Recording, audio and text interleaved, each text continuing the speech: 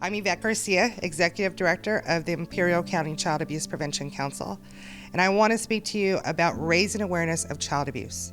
Child abuse is happening. We know it happens every day in our lives, even here in Imperial County. But we know, especially during this time with this virus going on, or our social isolation and social distancing that's happening because of it, we know that there's a potential for even more child abuse to happen. We as a community need to be more aware. We need to recognize and we need to report any reasonable suspicion of child abuse. And you can do that anonymously. You do not have to give your name.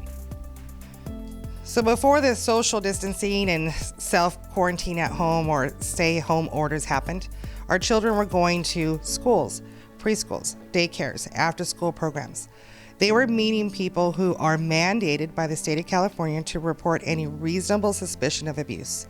One child comes in contact with at least 10 mandated reporters before noon on a regular school day.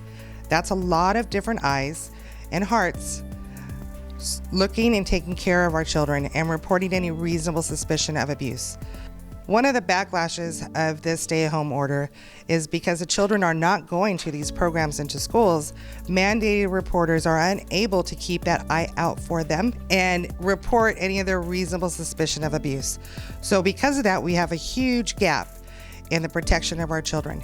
So we as community members need to step up and make that difference. One of the ways is to listen and look. Pay attention to your surroundings and the surroundings of your neighbors. If you hear a lot of loud noises or yelling or crying coming from a specific apartment or house, make sure to make that report. If you see children who are being unattended or feel that their needs are not being met, give us a call.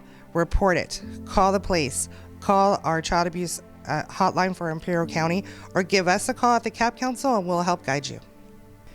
If you're not sure and have any questions, feel free to give us a call and we'll help guide you through the process of this. It's important to remember that any time that you call, whether it's with your local authorities or with our child abuse reporting hotline, that you as a community member can give that information anonymously. You do not have to give your name and you do not have to fear that anyone in the community will retaliate against you.